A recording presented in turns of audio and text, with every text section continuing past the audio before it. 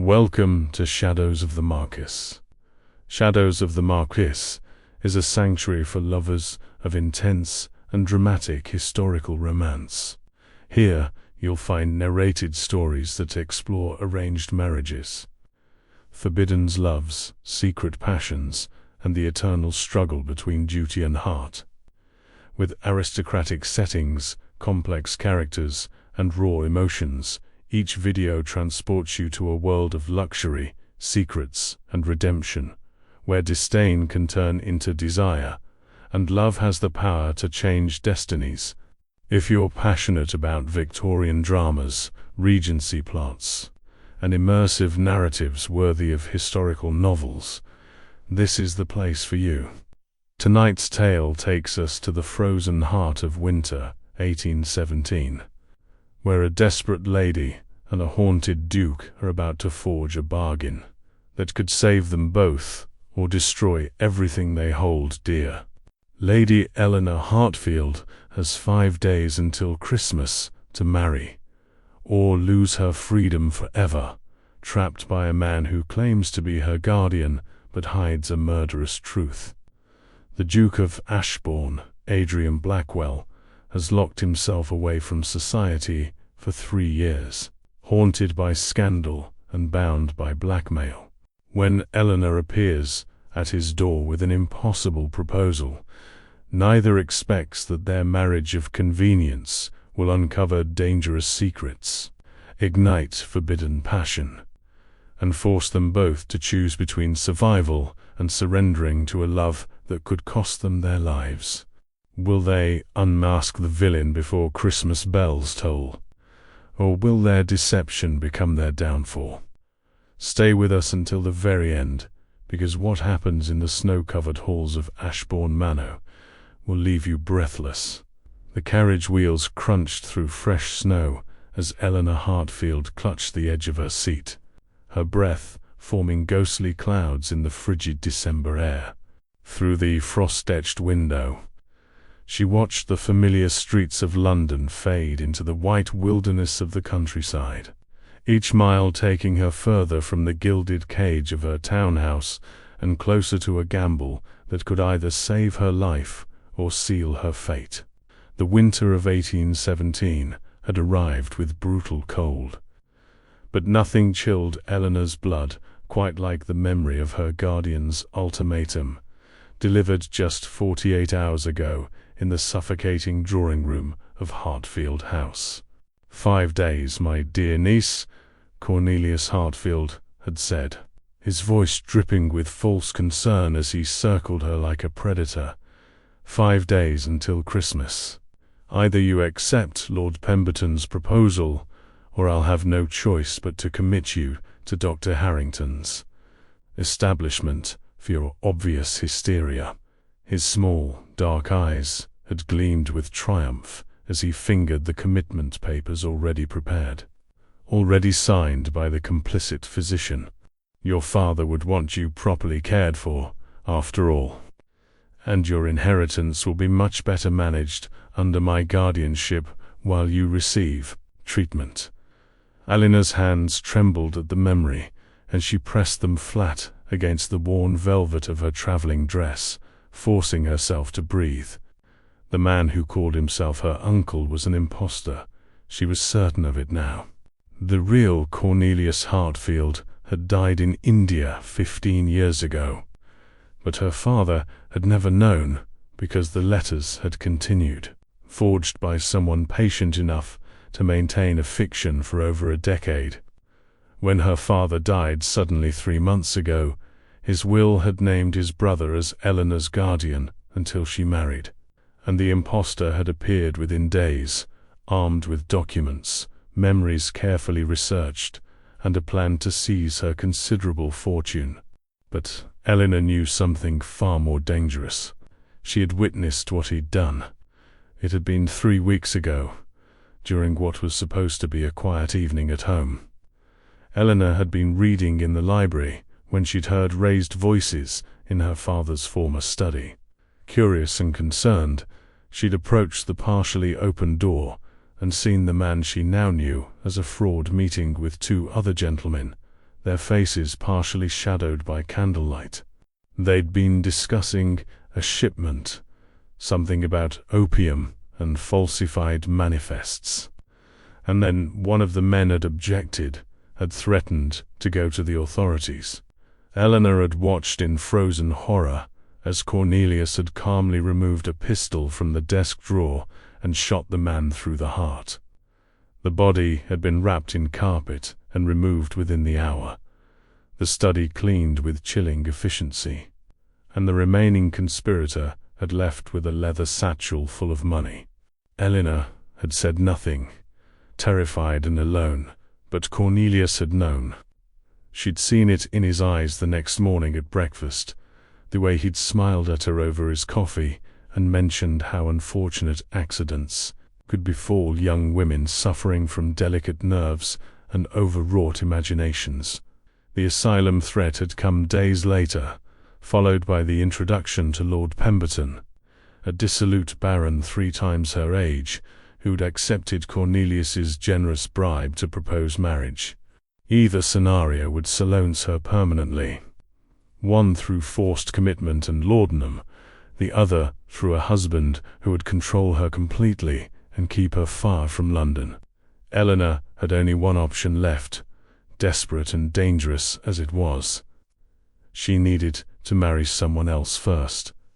Someone powerful enough that Cornelius couldn't touch her. Someone who wouldn't ask too many questions about her haste. She needed the Duke of Ashbourne. Adrian Blackwell, the Duke of Ashbourne, was a legend whispered about in London's drawing rooms, a cautionary tale mothers told their daughters. Once the most eligible bachelor in England, he had vanished from society 3 years ago, after a scandal no one quite understood, but everyone speculated about. Some said he'd killed a man in a duel over a married woman. Others claimed he'd lost his fortune in gambling debts.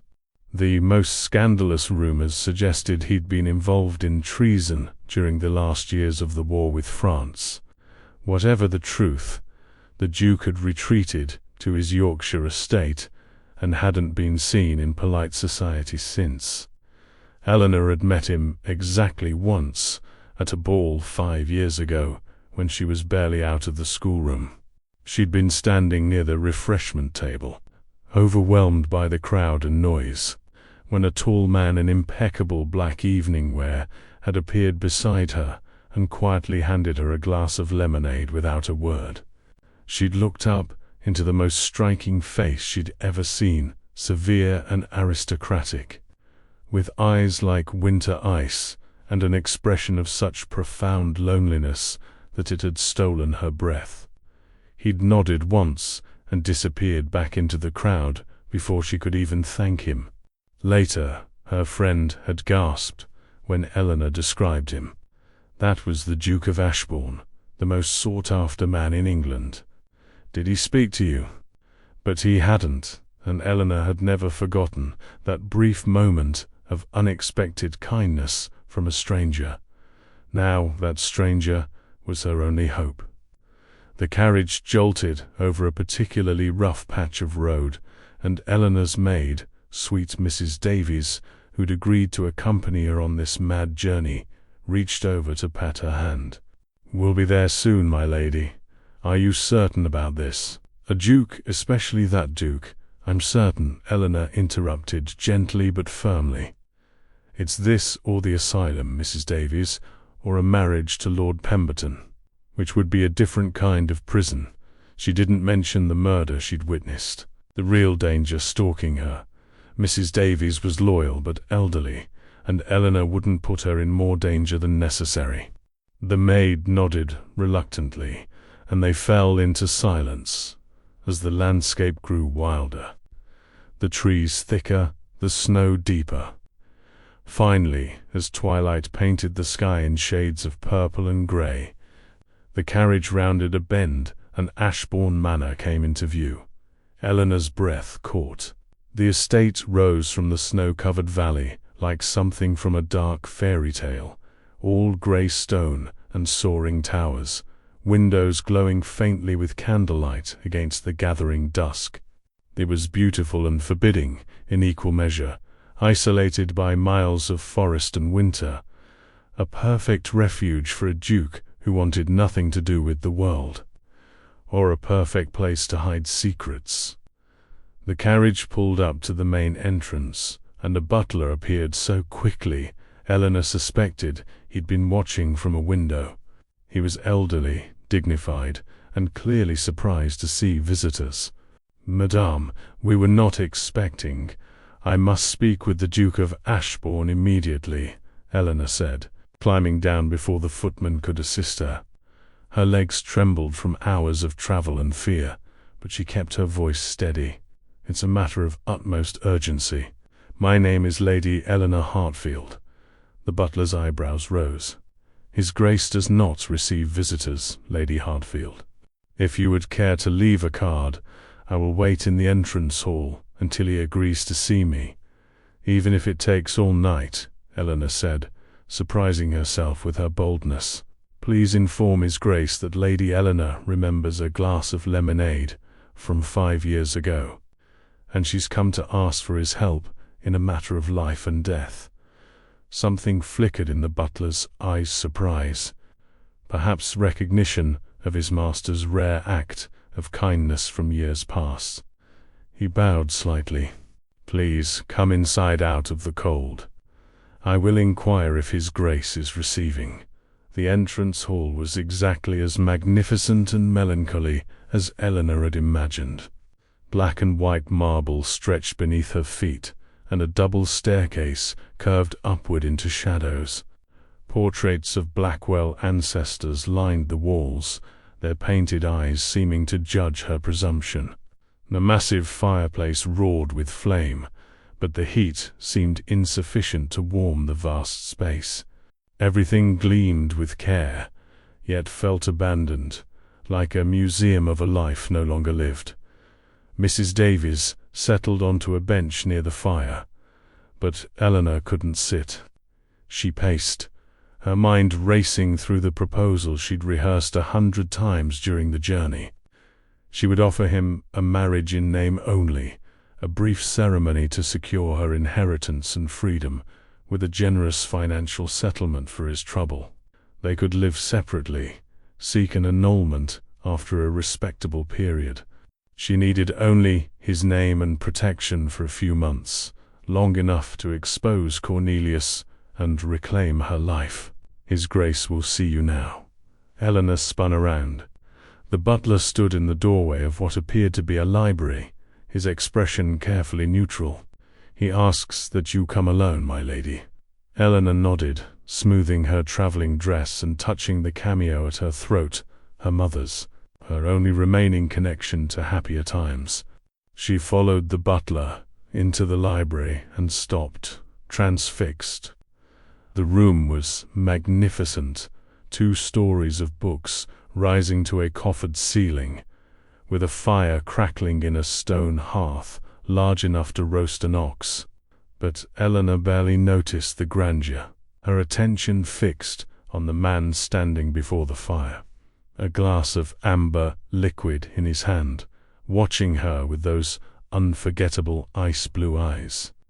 Adrian Blackwell had changed in 5 years. He was thinner, harder, the aristocratic angles of his face more pronounced, as if carved from the same granite as his estate. His hair, black as midnight, was longer than fashion dictated, touching his collar in careless waves. He wore all black coat, waistcoat, even his cravat, which made him look like an elegant shadow against the firelight. A thin scar cut through his right eyebrow, giving him a dangerous air that hadn't been there before. But his eyes were the same, penetrating and lonely, windows to a soul that had seen too much. "Lady Eleanor Hartfield," he said, his voice a low baritone that seemed to resonate in her chest. The girl who once stood alone at a ball, looking terrified of the crowd. "You've grown up." "Your Grace," Eleanor curtsied, fighting to keep her voice from shaking. "Thank you for seeing me. I know this is highly irregular. Irregular is an understatement. It's scandalous, inappropriate, and dangerously foolish for a young lady to travel alone to a bachelor's estate. He took a sip of his drink, never breaking eye contact. My butler mentioned life and death. Either you're being melodramatic, or you're in serious trouble. Which is it? His bluntness was oddly refreshing after months of Cornelius's false courtesies and veiled threats. Eleanor lifted her chin. Serious trouble, Your Grace. I need to marry before Christmas Day, which gives us 5 days. And you're the only man in England who might possibly agree to my terms. One dark eyebrow. Rose, the scarred one, giving him a decidedly wicked look. Marry before Christmas. In 5 days. He set down his glass with a decisive click. Sit down, Lady Hartfield, and tell me why in God's name I should agree to something so absurd. Eleanor sat in one of the leather armchairs near the fire, grateful for the support as her knees finally gave way. Adrian remained standing, a deliberate tactical choice that gave him the advantage of height and position. She'd expected nothing less from a man known for his intelligence. 5 years ago, you showed me kindness when you didn't have to, Eleanor began. You saw a frightened girl and helped her without expecting anything in return. I'm gambling that you're still that man beneath whatever drove you into exile. Then you're gambling poorly, Adrian said coldly. The man I was died 3 years ago. What's left is considerably less charitable. I don't need charity, Eleanor countered. I need a business arrangement. A marriage of convenience that serves us both. How could marrying a desperate young woman possibly serve me? Eleanor took a breath and played her only card. Because you need respectability as badly as I need protection. Whatever scandal drove you here, it's still haunting you. I can see it in how isolated this estate is, how few servants you employ, how carefully you've removed yourself from society. You're being blackmailed, or threatened, or watched. A marriage to a respectable woman from a good family would provide cover, legitimacy, a reason for people to stop speculating about you and start accepting you back into society. The temperature in the room seemed to drop 10 degrees. Adrian's eyes narrowed dangerously, and for a moment Eleanor thought he had miscalculated fatally. Then, to her shock, he laughed, a harsh, bitter sound devoid of humor. You're either remarkably perceptive or remarkably lucky in your guesses, he said. But you're right. I am being blackmailed, have been for 2 years, by someone who knows secrets that could destroy what little remains of my reputation and my family name. A marriage might indeed provide the facade of reformed respectability that could blunt some of that blackmailer's power. He moved closer, studying her face in the firelight. But that doesn't explain your desperation. Why must you marry in 5 days? Why not accept one of the eager young bucks in London? Eleanor made a split-second decision. She would tell him the truth, not all of it, not the murder, but enough to make him understand. My father died 3 months ago. His will names his brother as my guardian until I marry. But the man claiming to be my uncle is an impostor. I have no proof, only certainty. But he means to either commit me to an asylum for female hysteria or force me to marry a dissolute baron who'll keep me drugged and compliant, while they steal my inheritance. Marriage to anyone else before Christmas Day would free me from his guardianship permanently. Adrian was silent for a long moment, his face unreadable. Then, an impostor. That's quite an accusation, I know. Which is why I can't go to the authorities without proof. And I can't gather proof while locked in an asylum or trapped in a forced marriage. And if I agree to this insane proposal, what exactly would you offer me in return? besides the dubious pleasure of my company. £50,000, Eleanor said steadily, paid upon our marriage. My inheritance is substantial, and I am willing to share it generously with the man who saves me. Additionally, you would gain a duchess to provide you social cover to help rebuild whatever bridges you need rebuilt. After a suitable time, a year, perhaps, we could quietly separate or seek an annulment. You'd keep the money, and I'd keep my freedom. £50,000. Adrian whistled softly. That's quite a dowry for a marriage of convenience.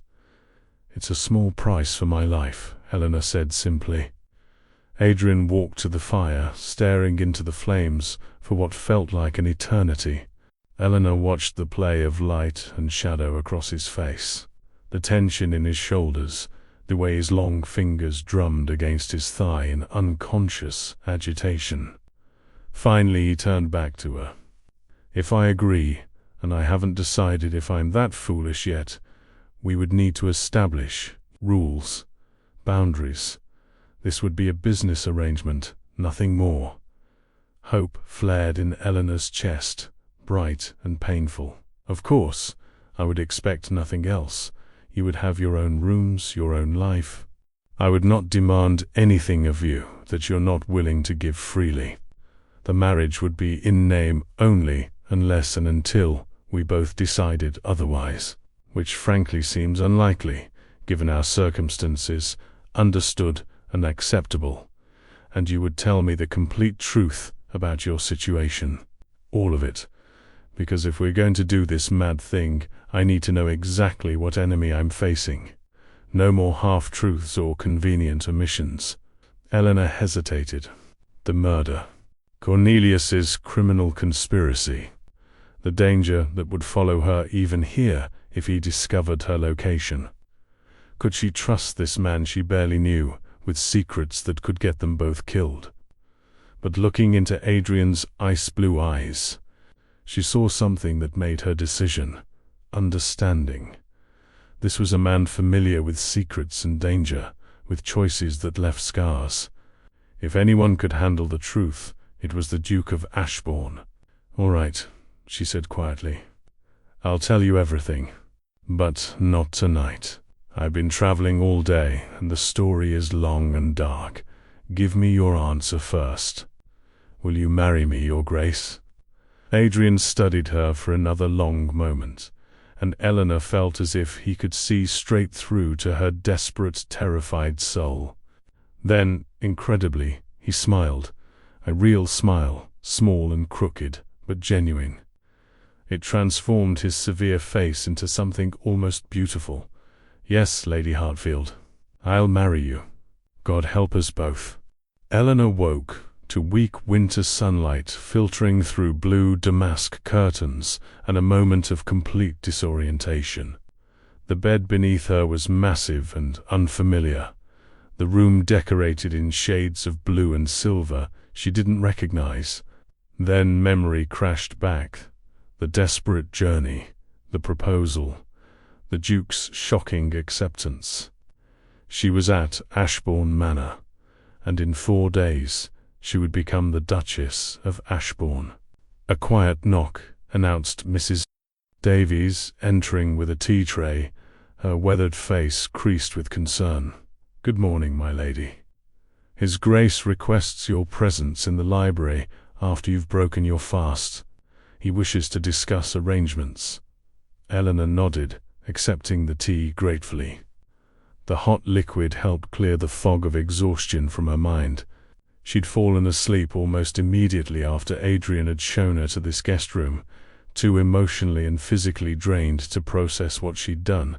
Now, in the cold light of morning, the enormity of it hit her. She'd proposed marriage to a stranger, bound her life to a man she didn't know, based on a 5-year-old memory of kindness and a desperate need to survive. After dressing in a simple day dress of moss-green wool, Eleanor made her way back to the library. Ashbourne Manor revealed itself as both magnificent and melancholy in daylight. Beautiful rooms, kept pristine, but rarely used. Hallways echoing with emptiness. The pervasive sense of a great house holding its breath, waiting for life to return to it. She passed only 3 servants, all elderly and clearly devoted to the Duke, all regarding her with curiosity barely concealed behind professional deference. Adrian was already in the library, sitting at his massive desk with papers spread before him, fully dressed in black despite the early hour. He looked up as she entered, and Ellen was struck again by how striking he was, the sharp, aristocratic features, the contrast of pale skin and black hair, eyes like chips of winter ice that somehow held more warmth than they should. "Lady Hartfield, please sit." He gestured to a chair across from his desk. "I've been making arrangements. The local vicar is willing to perform a ceremony on Christmas Eve, which gives us 3 days to prepare. I've sent an express to London for a special license, which should arrive tomorrow. My solicitor will draft a marriage settlement that protected your interests, while providing me the agreed-upon settlement." Eleanor blinked at his efficiency. "You move quickly, Your Grace. When I commit to a course of action, I don't hesitate." He leaned back in his chair, studying her. "But before we proceed further, you owe me the complete truth. Last night you said you'd tell me everything. I'm holding you to that promise." Eleanor had known this moment would come, had prepared herself for it during the long, sleepless hours before dawn. But speaking the truth aloud, to this dangerous stranger, who now held her fate in his hands, was far harder than she'd anticipated. "The man claiming to be my uncle murdered someone," she said quietly. "I witnessed it, and that's why he needs me silenced, either through commitment or controlled through marriage. He's not just after my inheritance, he's protecting himself from the gallows." Adrian's expression didn't change, but she saw his hands tighten on the arms of his chair. "Tell me everything, from the beginning." So Eleanor did. She told him about her father's sudden death, the arrival of the supposed uncle with his perfect documents and researched memories, the growing certainty that something was wrong. She described the night she'd witnessed the murder in the study, the casual brutality of it, the efficient disposal of the body. She told him about the conspiracy she'd overheard, opium smuggling, falsified manifest, bribes to customs officials. And she told him about the trap closing around her, the asylum threat, the forced marriage proposal, the certainty that Cornelius would kill her once he had legal control of her fortune. When she finished, the silence in the library was absolute, except for the crackling of the fire. Adrian had listened without interruption, his face an unreadable mask, but his eyes had grown colder and harder with each revelation. "You should have gone to the authorities immediately," he said finally. "With what proof?" A hysterical young woman's story about her respectable guardian. "He has documents, witnesses, even the family solicitor believes he's genuine. I'd be locked away as mad before I could prove anything. And you're certain he's a fraud?" "I'm certain. My father's real brother had a birthmark on his left hand, a port wine stain he always tried to hide. I remember seeing it when I was a child during one of his rare visits. This man has no such mark. And he claims to have been in India for 15 years, but he knows nothing about the culture, can't speak a word of Hindi, and has never once mentioned the heat or the monsoons or anything that anyone who'd actually lived there would naturally reference." Adrian nodded slowly. "Clever. He probably killed or bribed the real Cornelius Hartfield years ago, maintained the fiction through forged letters, and waited for the perfect opportunity. Your father's sudden death gave him that chance." "That's what I believe. But I can't prove it. Not yet." Adrian stood and walked to the window, looking out over the snow-covered grounds. This complicates things considerably. If he discovers you're here, if he learns about our marriage plans, he'll act. He can't afford to let you escape his control. I know. That's why I didn't tell anyone where I was going, not even Mrs. Davies, until we were already on the road, and I made sure to leave the house when Cornelius was at his club. But he'll realize I'm gone by now. He'll be looking. Let him look. Ashbourne Manor is isolated, defensible, and far from London. Even if he discovers your location, he can't reach you here without revealing his hand. Adrian turned back to face her, his expression grim. But after we marry, when you return to London to claim your inheritance, you'll be vulnerable. He'll try something, I know. But as your Duchess, I'll have power I don't have now. Legal standing, social protection, access to resources. And perhaps by then, we'll have found proof of his fraud and his crimes. We? Adrian's eyebrow rose. You assume I'll help you beyond providing my name. Eleanor met his gaze steadily. I'm hoping you will. You said you were being blackmailed. Perhaps we can help each other with our respective problems. I have some skill in research and observation, and you have power and connections, even in exile. Together, we might accomplish what neither could alone. A ghost of a smile crossed Adrian's face. You're either remarkably brave or remarkably foolish, Lady Hartfield. I haven't decided which. Can't I be both?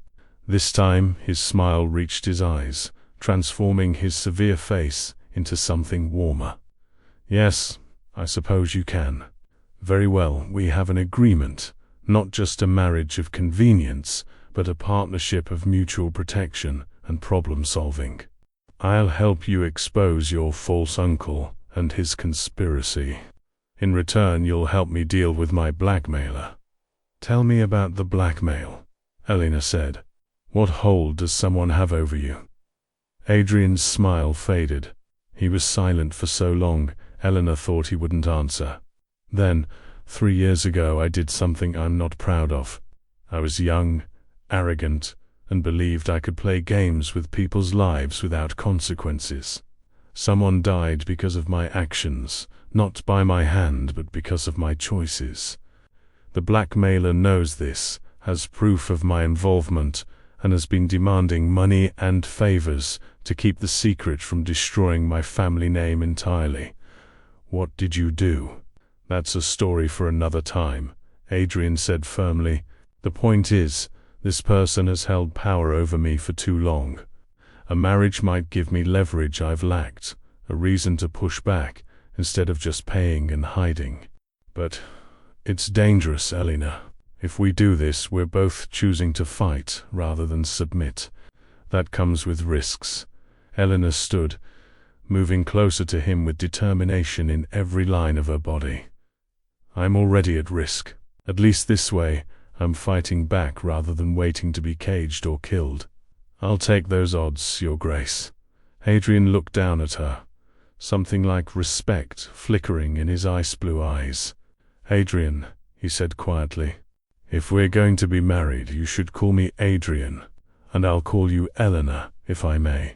Eleanor is fine, she agreed, her heart suddenly beating faster at the intimacy of using Christian names. So, Adrian, what do we do now? Now we prepare. I'll send for a dressmaker from the village. You'll need something appropriate for a wedding, even a hastily arranged one. We'll inform the staff of our plans, which will cause gossip, but can't be helped. And we'll begin investigating your false uncle and my blackmailer, gathering whatever information we can before we return to London. We'll return to London? Eventually, yes.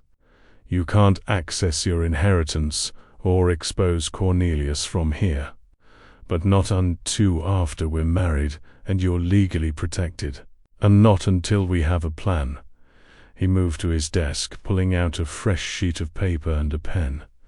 Let's start with what we know. Tell me everything you remember about the men you saw meeting with Cornelius that night. Every detail, no matter how small. For the next 2 hours, they worked together, Eleanor describing and Adrian taking meticulous notes. She was impressed by his methodical approach, the way he asked sharp questions that pulled details from her memory she hadn't consciously registered. The color of the dead man's coat, the accent of the surviving conspirator, the type of pistol Cornelius had used, the approximate time of night, the direction the carriage had taken when removing the body. This surviving conspirator, Adrian said finally, studying his notes. You said he had a Scottish accent and a scar on his neck, and he called Cornelius Graves. Eleanor nodded. I remember thinking it was strange, like a Cody name. Cornelius Hartfield doesn't become Graves naturally. No, but it might be his real name. Edmund Graves is a known smuggler with connections to both opium trafficking and falsified shipping manifests. He's been wanted by the authorities for 5 years, but always manages to stay just ahead of the law. If your imposter is actually Edmund Graves, that changes everything. He's far more dangerous than a simple con man. How do you know about Edmund Graves? Adrian hesitated, because 3 years ago I was asked by certain government officials to help identify him. I failed, which contributed to the scandal that drove me here. If Edmund Graves has been masquerading as Cornelius Hartfield right under everyone's noses in London, it's a spectacular piece of audacity even for him. Eleanor felt cold despite the warm fire. So I'm not just being hunted by a conman and murderer. I'm being hunted by one of England's most wanted criminals. Yes, which means we need to be extremely careful. Graves is intelligent, ruthless, and has killed before.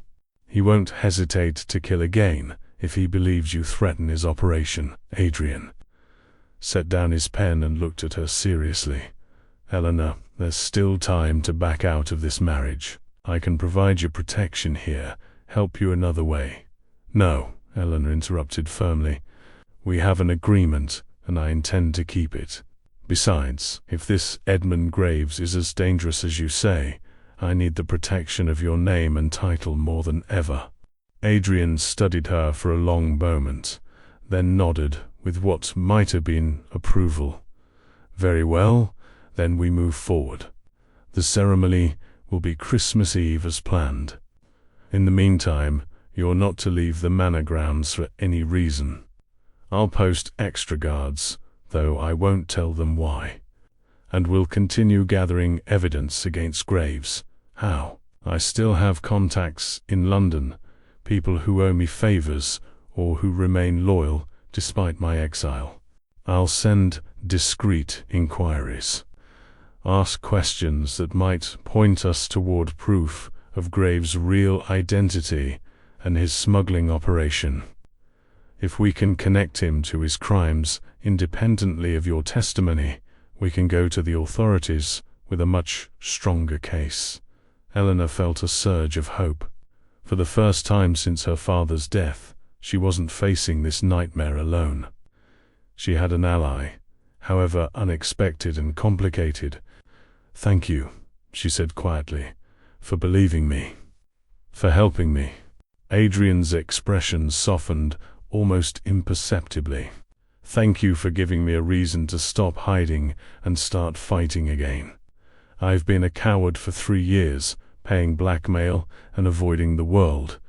Perhaps it's time I remembered who I was before fear made me small. Before Eleanor could respond, a sharp knock interrupted them. Adrian's butler entered, his usually composed face showing concern. Your Grace, a messenger has arrived from London. He says the matter is urgent and will speak only to you. Adrian and Eleanor exchanged glances. Send him in, Adrian commanded. The messenger was young, travel-worn, and clearly frightened. He bowed hastily to Adrian. Your Grace, I was sent by Mr. Pemberton, your London solicitor. He insisted I ride through the night to reach you. He says there's been an inquiry about your whereabouts, about any recent visitors to your estate.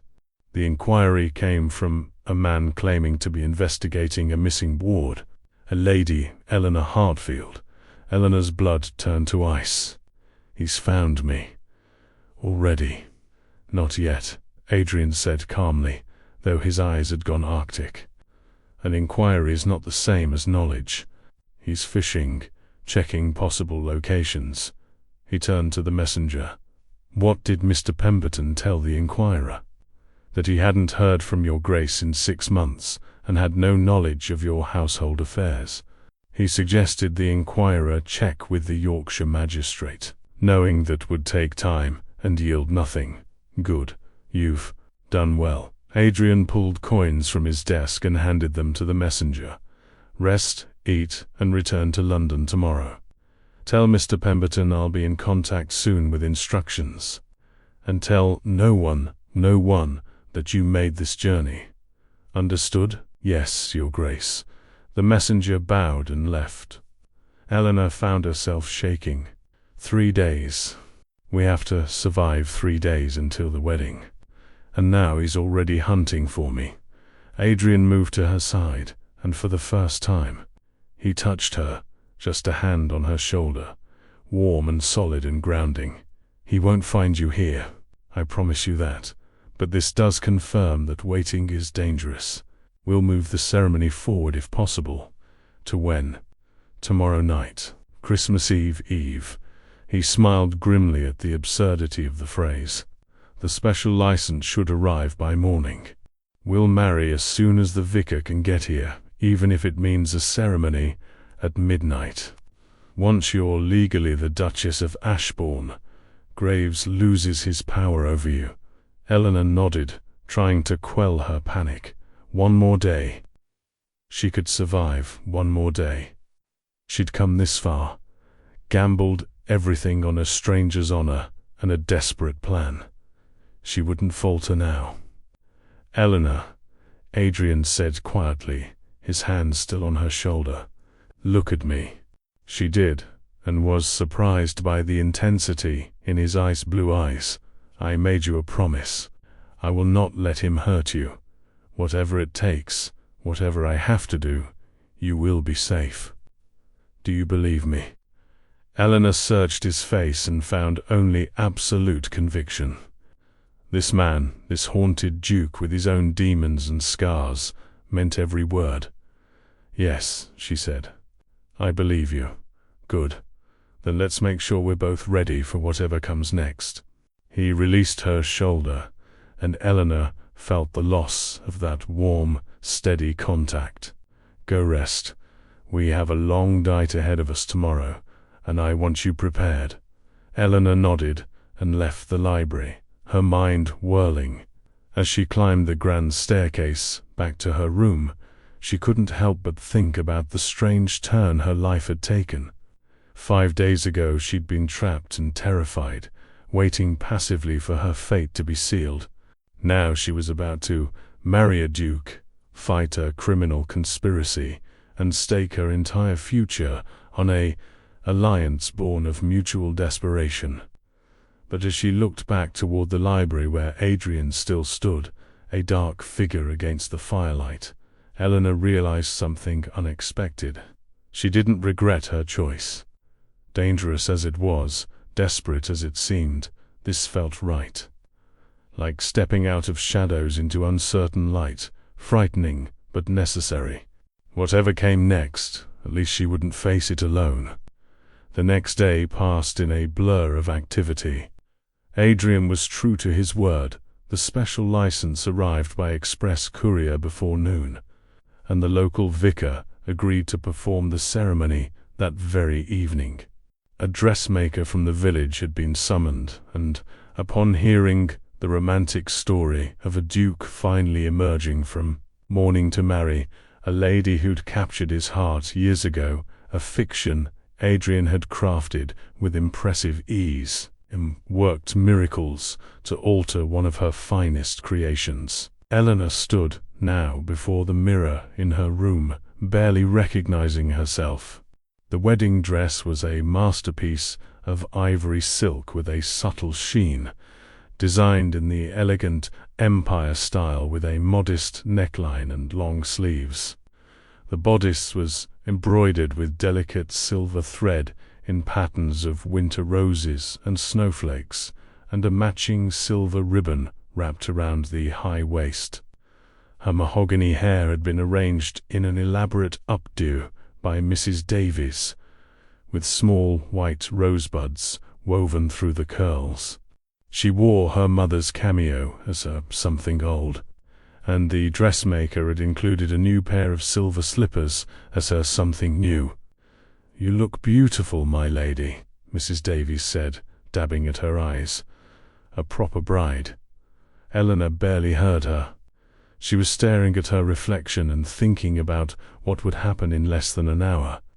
She would marry a man she'd known for less than 2 days. She would bind her life to his with vows that, business arrangement or not, were sacred and binding. She would become the Duchess of Ashbourne, stepping into a role and a life she'd never prepared for or imagined. And she would be safe, protected, free from Edmund Graves and his threats, at least temporarily. A knock at the door announced Adrian's butler. "My lady, His Grace asks if you're ready. The vicar has arrived." Eleanor took a deep breath, touched the cameo at her throat for courage, and nodded. "I'm ready." The ceremony would take place in the Manus Chapel, a small stone building connected to the main house by a covered walkway. As Eleanor made her way there, she noticed details she'd missed before: the care with which the path had been cleared of snow, the candles lit in every window, the sprigs of holly and ivy decorating the doorways. Adrian had arranged all of this in a single day, creating the appearance of a proper wedding, even in their rushed and unusual circumstances. The chapel itself took her breath away. Someone, Adrian, she suspected, had transformed it from a cold, rarely used space into something magical. Dozens of candles burned in sconces and on the altar, their light gleaming off the snow visible through the small stained glass windows. Garlands of evergreen boughs decorated the pews, and a small fire crackled in the brazier near the altar, taking the edge off the winter chill. The ancient stone walls, the vaulted ceiling, the sense of centuries of prayers and promises made in this space, all of it combined to create an atmosphere both solemn and strangely intimate. Adrian stood near the altar with the vicar, and Eleanor's steps faltered as she saw him.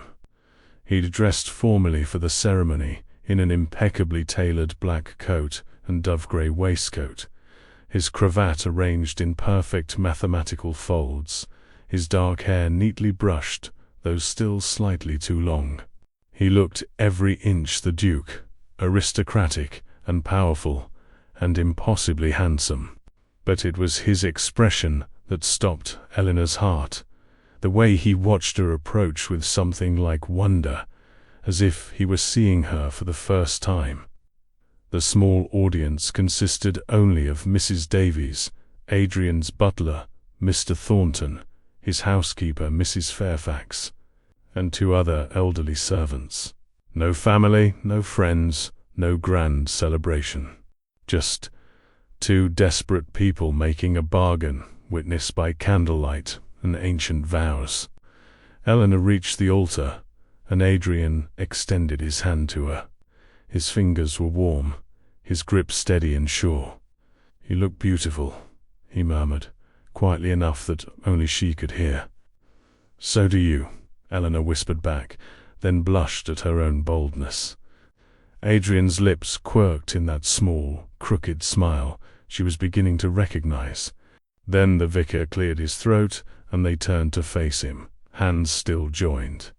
The ceremony was traditional and mercifully brief. Eleanor heard the words as if from a great distance. Dearly beloved, gathered here, covenant between man and woman, sacred union. She felt Adrian's hand tighten on hers when the vicar asked if any person present knew of any impediment to their marriage. The moment of tension until the silence confirmed they could proceed. Then came the vows. I, Adrian Nathaniel Blackwell, take thee, Eleanor Catherine Hartfield, to be my wedded wife, Adrian said, his voice low but clear, his ice-blue eyes locked on hers. To have and to hold from this day forward, for better, for worse, for richer, for poorer. In sickness and in health, to love and to cherish, till death us do part. Eleanor's voice trembled slightly as she repeated the words, but she meant them. However this arrangement had begun, these vows were real, sacred, binding. I, Eleanor Catherine Hartfield, take thee, Adrian Nathaniel Blackwell, to be my wedded husband. To have and to hold from this day forward, for better, for worse, for richer, for poorer. In sickness and in health, to love and to cherish, till death us do part. Adrian produced a ring, a beautiful band of white gold set with small diamonds, that caught the candlelight like captured stars. Eleanor wondered where he'd found something so perfect on such short notice, then remembered he was a duke. Dukes had resources, even in exile. With this ring they wed, Adrian said, sliding the ring onto her finger. It fit perfectly, and Eleanor had the strange, superstitious thought that this was meant to be, that all the terror and desperation that brought her here was somehow part of a larger design she couldn't yet see. I now pronounce you man and wife, the vicar declared. What God hath joined together, let no man put asunder. He smiled warmly at them. You may kiss your bride, your grace. Eleanor's heart stopped. In all her planning and bargaining, she hadn't thought about this moment, this tradition that was expected even in the most unconventional of weddings. She looked up at Adrian, wondering if he would refuse, turn it into a mere formality, a brief press of lips to seal the contract. But Adrian surprised her. He released her hand and instead cupped her face gently in both of his hands, his touch warm and careful, as if she was something precious that might break. He bent slowly, giving her time to pull away if she wanted, his eyes never leaving hers until the last moment. Then his lips met hers in a kiss that started soft and questioning and deepened into something that made Eleanor's knees weak and her heart race. This was supposed to be a business arrangement, a marriage of convenience, a bargain struck in desperation between strangers. But the kiss tasted of something else entirely. Possibility. Promise. The terrifying hope that maybe, just maybe, they'd both found something more than safety in this mad gamble. When Adrian finally pulled back, Eleanor was breathless. His eyes had darkened to storm grey, and his voice was rough when he spoke. "Hello, wife. Hello, husband," Eleanor managed, her own voice barely a whisper. The small gathering broke into applause, and Mrs. Davies was openly weeping. The vicar beamed as he presented them with the marriage certificate, their names now bound together in law and church. Eleanor Catherine Blackwell, Duchess of Ashbourne. She stared at the signature she'd just written, still not quite believing it was real. A wedding breakfast had been prepared, a modest but elegant meal served in the small dining room with wine and toasts to the happy couple. Eleanor felt as if she were moving through a dream, smiling and thanking people, while her mind spun with the reality of what she'd done. She was married to a duke, a man she'd met less than 48 hours ago, a man whose kiss had just turned her entire world sideways. Adrian, she noticed, played his role perfectly, the devoted bridegroom, attentive to his new bride, charming to his small staff, giving every appearance of a man genuinely happy to have finally emerged from mourning and solitude. But Eleanor caught the moments when his mask slipped, when she saw calculation in his eyes, vigilance, the awareness that they'd just made themselves a target by binding their fates together. As the evening drew to a close and the servants began to retire, Adrian leaned close to Eleanor and murmured, "We need to talk. Privately. Meet me in the library in half an hour." Eleanor nodded, her pulse quickening. The moment she'd been both anticipating and dreading, their wedding night, such as it was. They'd agreed the marriage would be in name only, but logistics had to be discussed. Boundaries established, the reality of their situation addressed now that the ceremony was complete. Mrs. Davies helped Eleanor change from her wedding dress into a more practical day dress, then left her with a knowing smile that made Eleanor blush. She waited the prescribed half hour, then made her way through the quiet manor to the library. Adrian was there, still in his formal clothes, though he'd removed his coat and loosened his cravat. He was standing at the window, looking out at the snow-covered grounds, a glass of brandy in his hand. He turned when Eleanor entered, and she saw the tension in his shoulders. "We need to discuss sleeping arrangements," Adrian said without preamble. "I've instructed Mrs. Fairfax to prepare the Duchess's suite for you. It connects to my rooms, but has its own entrance and locks. You'll have complete privacy." "Thank you," Eleanor said, relieved and oddly disappointed at the same time. "I meant what I said before. This marriage is in name only, unless and until we both decide otherwise. I won't come to your rooms uninvited, and I expect the same courtesy." He took a sip of his brandy. "But Eleanor, we need to acknowledge something. That kiss during the ceremony was part of the tradition," Eleanor said quickly, her cheeks warming. "It was, but it was also more than that, at least for me." Adrian set down his glass and moved closer, his ice-blue eyes searching hers. "I'm attracted to you. I have been since you walked into this library 2 days ago, looking terrified and determined in equal measure. But attraction doesn't change our agreement. You're not obligated to me in any way beyond what the law requires." Eleanor's heart was racing.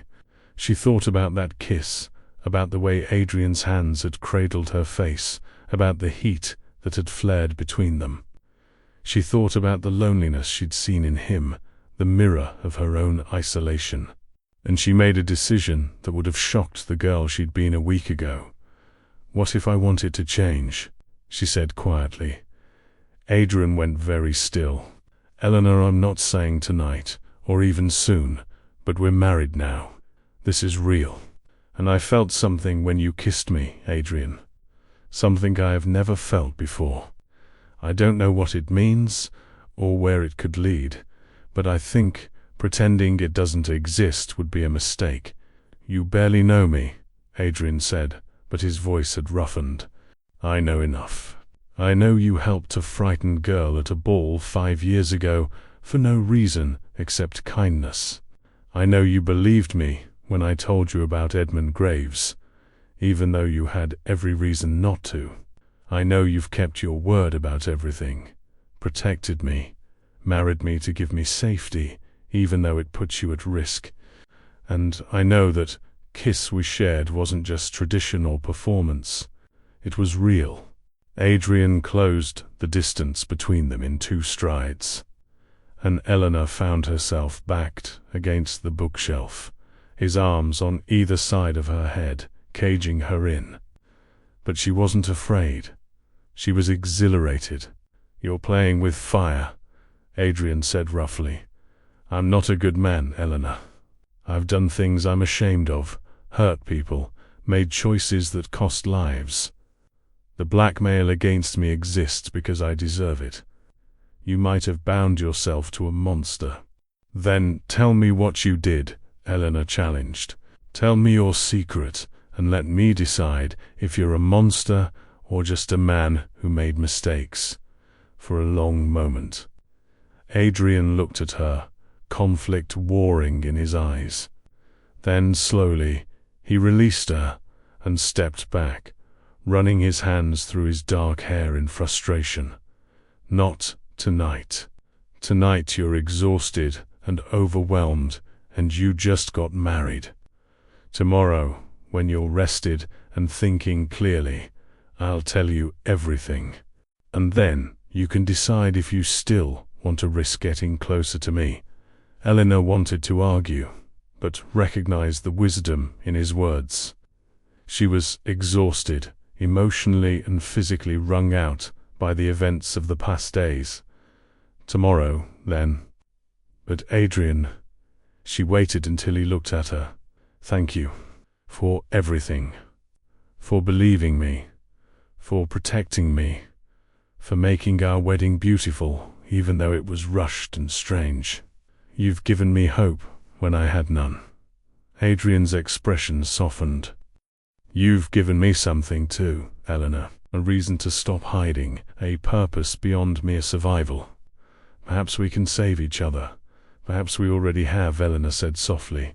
They stood in silence for a moment, the firelight casting dancing shadows across the library walls, the weight of their new bond settling around them like the snow falling softly outside.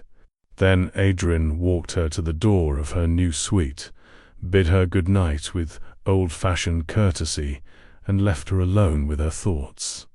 Eleanor prepared for bed mechanically, her mind too full for sleep. She was married. She was the Duchess of Ashbourne. She was safe from Edmund Graves, at least temporarily. And she was developing feelings for her convenient husband that were anything but convenient. As she finally climbed into the massive ducal bed, Eleanor touched the ring on her finger, Adrian's ring, symbol of vows she'd meant even as she'd made them out of desperation. Tomorrow would bring confessions and difficult truths. But tonight, for the first time in months, Eleanor felt something beyond fear. She felt hope and possibility, and the terrifying, exhilarating sense that her life was just beginning. Eleanor woke to church bells ringing in the distance, announcing Christmas Day. For a moment, she lay still, letting the reality sink in. She was married. She was a duchess. She was safe. The desperate race against Edmund Graves' deadline was over. She'd won. But as she dressed and made her way downstairs, Eleanor felt none of the relief she'd expected. Instead, an uneasiness had settled in her stomach, a premonition that something was wrong. She found Adrian already in the library, dressed for riding in dark trousers and a heavy coat. His face was grave as he looked up from a letter he'd been reading. "What's happened?" Eleanor asked immediately.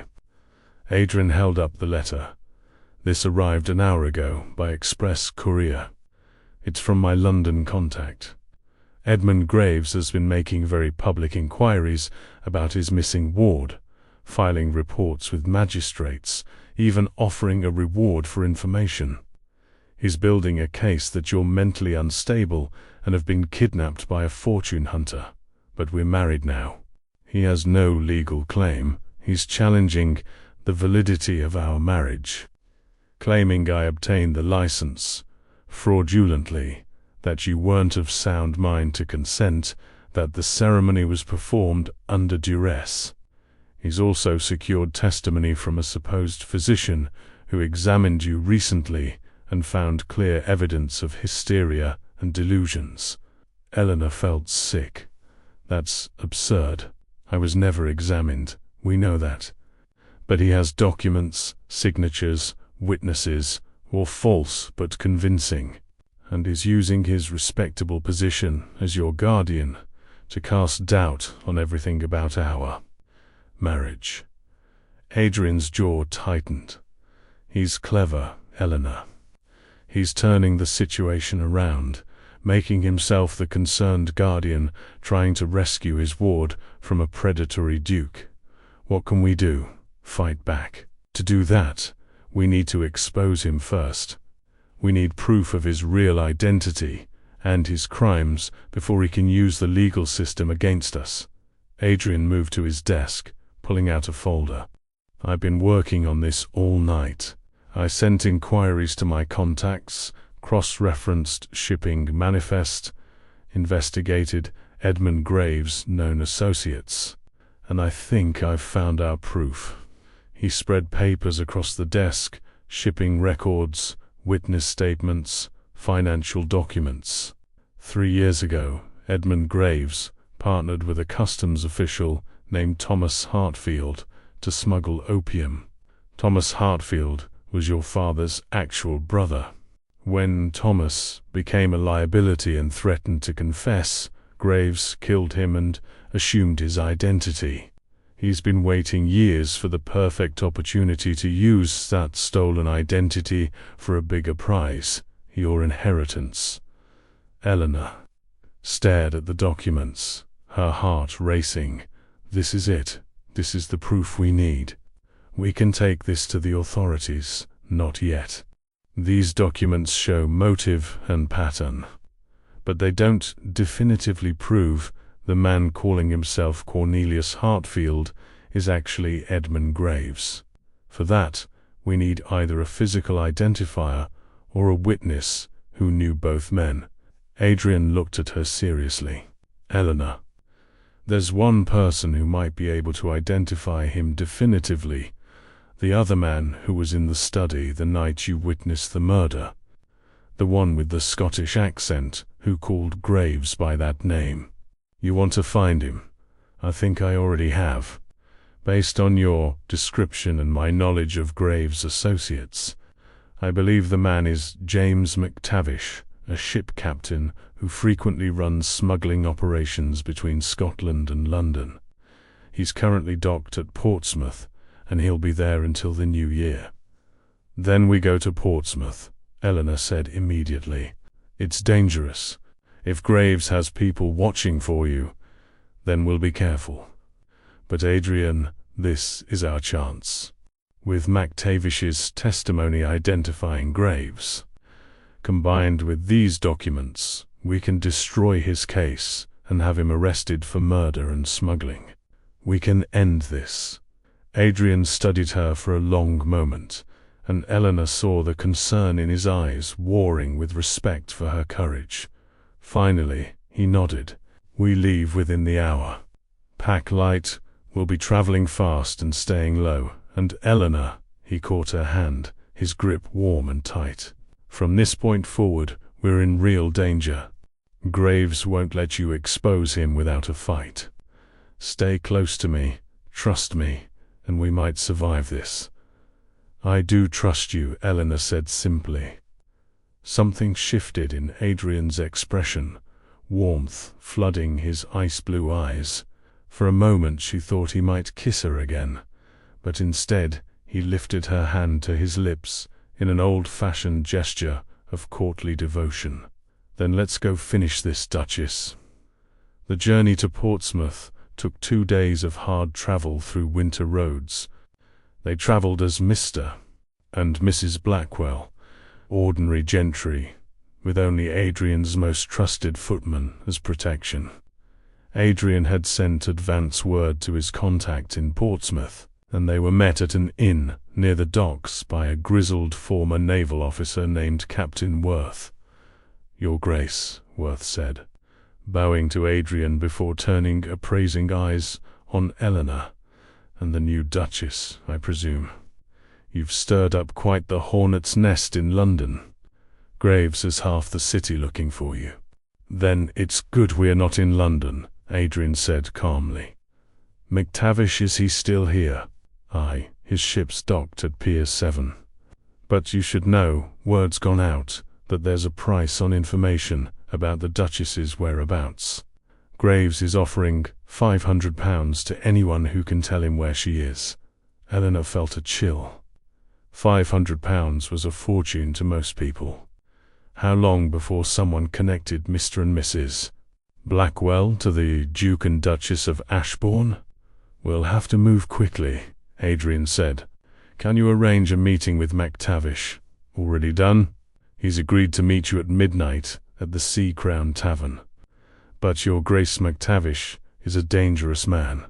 He won't testify against Graves without strong incentive. I can be very incentivizing, Adrian said with a cold smile. Make sure we're not disturbed during the meeting. Worth nodded and left, and Adrian turned to Eleanor. You should stay here at the inn where it's safe. No, Eleanor interrupted firmly. MacTavish saw me that night, however briefly.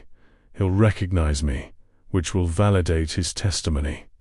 And besides, I'm not letting you walk into danger alone. We're partners, remember? Adrian looked like he wanted to argue, but instead he sighed. Partners. God help me, I'm married to the most stubborn woman in England.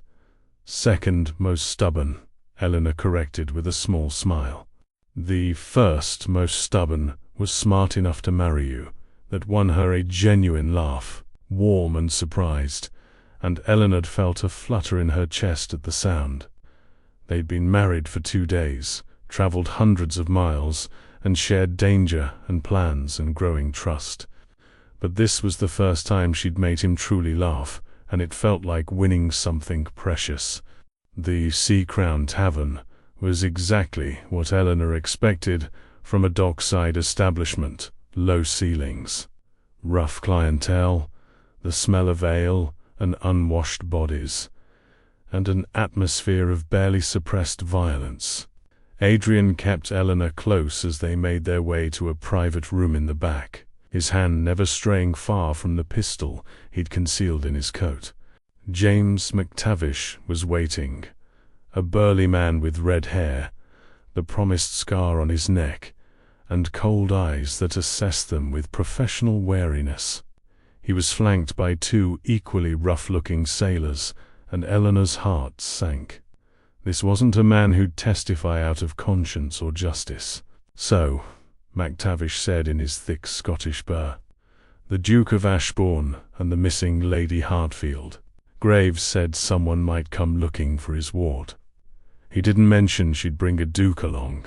Lady Hartfield is now the Duchess of Ashbourne, Adrian said coldly, and we're here to discuss your former business associate, Edmund Graves. MacTavish's eyes narrowed. I don't know anyone by that name. You knew him well enough to help him murder a customs official and dump his body in the Thames 3 weeks ago, Eleanor said, her voice sharper than she'd intended. I saw you. I was there. Recognition flashed in MacTavish's eyes, followed quickly by calculation. If you were there, lass, then you know what Graves is capable of. Why would I testify against him and sign my own death warrant? Because we're offering you something better than Graves ever could, Adrian said. Safe passage to America, a new identity, and £20,000 to start a new life. In exchange, you testify before a magistrate about Graves' real identity, his crimes, and the murder you witnessed. £20,000, MacTavish repeated slowly. That's a king's ransom. That's the price of justice and my wife's safety, Adrian said flatly. Take it or leave it. MacTavish was silent, clearly calculating odds and risks.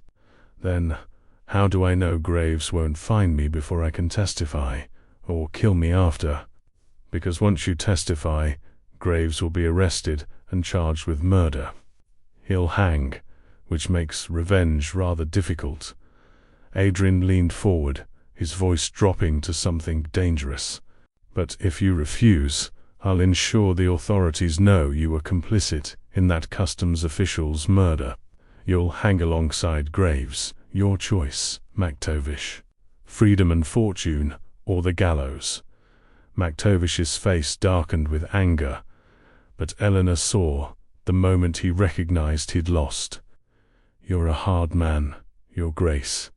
I'm a man protecting his wife. Are we agreed? After a long, tense moment, MacTavish nodded. Agreed. But I want half the money up front and the arrangements for America made before I testify. Done, Captain. Worth will handle the logistics. You'll testify before the London magistrate in 3 days. They shook hands on it, a bargain between dangerous men that might finally end Eleanor's nightmare. As they left the Sea Crown and made their way back through the dark streets toward the inn, Eleanor felt almost giddy with relief. They'd done it. They had their witness, their proof, their chance to destroy Edmund Graves. We did it, she breathed, turning to Adrian with a brilliant smile. We actually did it. Adrian smiled back, that rare, warm expression that transformed his severe face. We're not done yet, but yes, we have our chance. They'd just turned onto the street leading to their inn when everything went wrong. Men poured out of the shadows, 6, 7, 8 of them, rough and armed. Eleanor screamed as hands grabbed her, pulling her away from Adrian. She heard him shout, saw him fighting with lethal efficiency, taking down 2 men before more overwhelmed him. Something struck the back of her head, and the world exploded into pain and darkness. Eleanor came to slowly, her head throbbing, her hands bound behind her. She was in a carriage, moving fast, and across from her sat Edmund Graves, the man who'd masqueraded as her uncle. His small, dark eyes glittered with triumph in the dim light. "Good evening, my dear ward," he said pleasantly. "Merry Christmas. I've come to take you home." Terror flooded Eleanor's veins. "Where's Adrian? What did you do to him?" "The Duke of Ashbourne is currently indisposed, shall we say. My men were quite thorough. He won't be rescuing you this time." Graves leaned forward, and Eleanor saw the madness beneath his calm exterior. "Did you really think you could escape me? That marrying some disgraced duke would protect you? I own half the magistrates in England, girl. Your marriage is already being annulled as we speak, and you're being committed to Dr. Harrington the establishment for your delusions and hysteria. You won't get away with this," Eleanor said, fighting to keep her voice steady. "We have proof of who you are, witnesses." "You have nothing," Graves interrupted coldly. "And in a few hours you'll have less than nothing. You'll be drugged and locked away, and I'll have full control of your fortune. You should have just married Pemberton, like I told you. It would have been much simpler." Eleanor thought frantically. They were heading back to London, to the asylum, to the nightmare she'd fled. Adrian was hurt, or worse, her one ally possibly dead. McTavish wouldn't testify without Adrian to ensure his safety. Everything was falling apart. "Unless you're wrong about one thing," Eleanor said, forcing confidence into her voice. "Adrian isn't disgraced. He's one of the most powerful men in England when he chooses to be. And you just made a fatal mistake by attacking a duke. That's not a crime that can be bought off or covered up, even with your connections."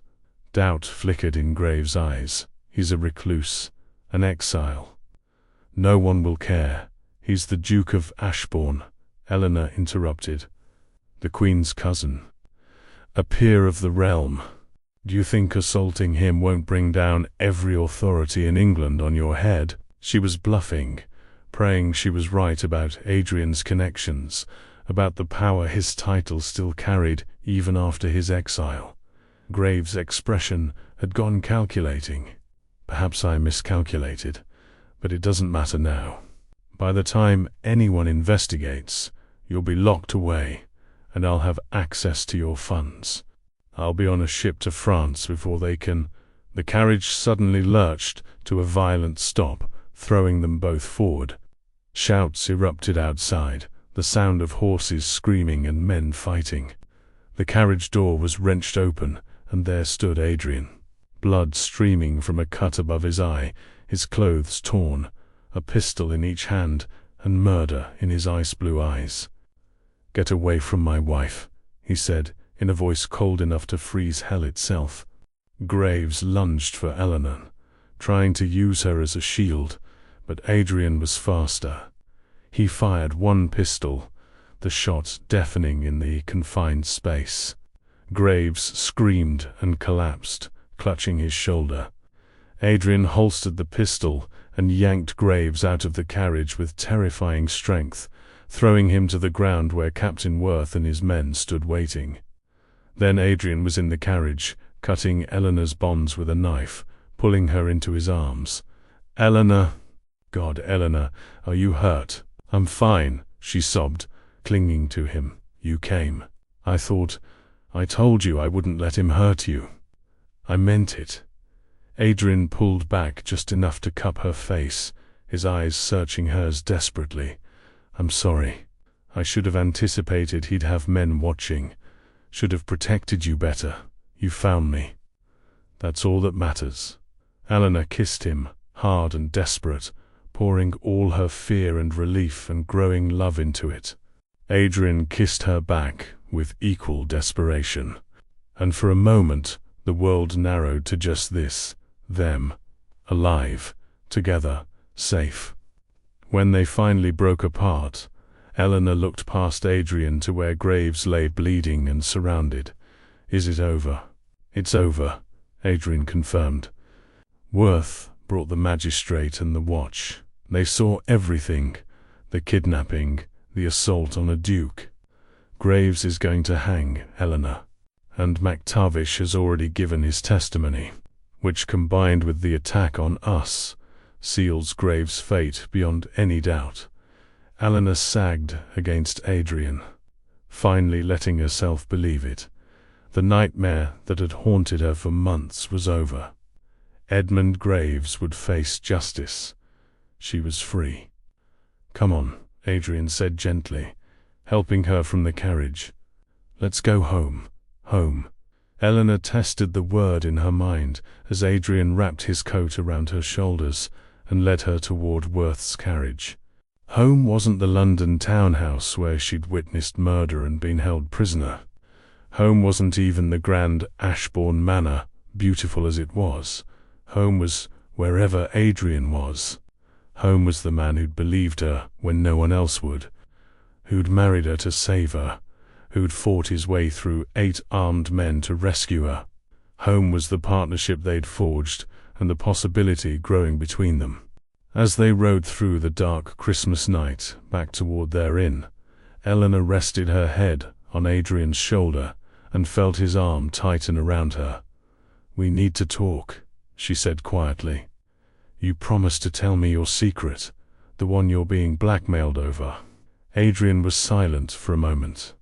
"Then, 3 years ago, I was working with government officials to identify smugglers and traitors. I was arrogant, thought I was untouchable because of my title. I made a mistake in judgment about someone I trusted, and it got an innocent woman killed. She was a French émigré, spying for England, and I was supposed to protect her identity. But I was careless, and the wrong person found out. She was murdered, and it was my fault." Eleanor lifted her head to look at him. "Is that why you went into exile?" "Partially. The government wanted to distance themselves from the scandal, and I was being blackmailed by someone who had proof of my involvement. I paid and hid and convinced myself I deserved the isolation." He met her eyes. "But then you walked into my library and reminded me that sometimes the brave thing is to fight instead of surrender. You saved me, Eleanor." "Not the other way around. We saved each other," Eleanor corrected softly. "And Adrian, what happened to that woman was tragic, but it doesn't make you a monster. It makes you human. Someone who made a mistake and paid for it. You're very generous. I'm honest. And I'm also falling in love with you, which I realize is probably terrible timing given that we just escaped death. But there it is." Adrian stared at her, shock and hope and something deeper flickering across his face. "Eleanor, you don't have to say it back," Eleanor said quickly. I know this marriage started as a business arrangement, but these past few days, fighting beside you, trusting you, seeing your honor and your strength, I can't pretend anymore that this is just convenience. Maybe it's foolish, maybe I'm reading too much into one kiss and some kind words, but Adrian cut off her rambling by kissing her, deep and thorough and full of everything he couldn't say with words. When he pulled back, his eyes were blazing. I love you too. I think I started loving you the moment you stood in my library and demanded I marry you with such desperate courage, and I will spend the rest of our lives proving to you that your gamble on me was worth it. Eleanor laughed through sudden tears. So this marriage of convenience is about to become very inconvenient, Adrian said with a wicked smile. Because I have no intention of letting you have your own rooms anymore, Duchess. I want you in my bed, in my life, by my side for everything, if you'll have me. On one condition, Eleanor said, matching his smile. You tell me about your blackmailer. If we're partners, really partners, then I want to help you end that threat too. Adrian's expression grew serious. The blackmailer is someone from my past, someone connected to that woman's death. I don't know their identity, but with you helping me investigate, we might finally unmask them. Then that's what we'll do, Eleanor said firmly. After we've dealt with Graves' trial and reclaim my inheritance, we'll focus on freeing you from blackmail. Together. Together, Adrian agreed, and sealed the promise with another kiss. By the time they returned to Ashbourne Manor 3 days later, after testifying at Graves' hearing, securing Eleanor's inheritance, and beginning the process of Adrian's return to society, it was New Year's Eve. The manor felt different now. No longer a beautiful prison, but a home filled with possibility. That night, as fireworks lit the distant sky to welcome 1818, Adrian and Eleanor stood together in the library where everything had begun. The marriage that had started as a desperate bargain had transformed into something neither had expected: real partnership, genuine love, and the promise of a future they would build together. What are you thinking? Adrian asked, his arms around Eleanor's waist as they watched the light show through the window. I'm thinking that desperation led me to the right place after all, Eleanor said, turning in his arms to face him. I came here seeking safety and found so much more. I came here to hide and found a reason to live again, Adrian countered, touching his forehead to hers. You are the best Christmas gift I have ever received, Eleanor Blackwell, and you are mine, husband. As the clock struck midnight, marking the new year, Adrian kissed his wife with all the passion and promise of their new beginning. Outside, snow began to fall again, covering the grounds of Ashbourne Manor in fresh white, a blank page, a new start, a canvas for the life they would write together. They'd both entered this marriage running from their pasts, but somewhere between a desperate proposal and a dangerous rescue, between murder, conspiracies, and blackmail threats, between partnership and passion, they'd found something neither had been looking for. They'd found each other. And that, Eleanor thought, as Adrian swept her into his arms and carried her toward their shared chambers, was worth every risk, every fear, every desperate gamble. Their story had started with secrets and danger, but it would continue with love and trust and the absolute certainty that whatever challenges came next, they would face them side by side. The Duke and Duchess of Ashbourne, partners in crime-solving, in life, and in love. The best convenience marriage in the history of England. If you enjoyed the story, subscribe to the channel so you don't miss the next chapters. Leave a like to support our work. Share in the comments what you would do if you were in the character's place. Your opinion might appear in the next video.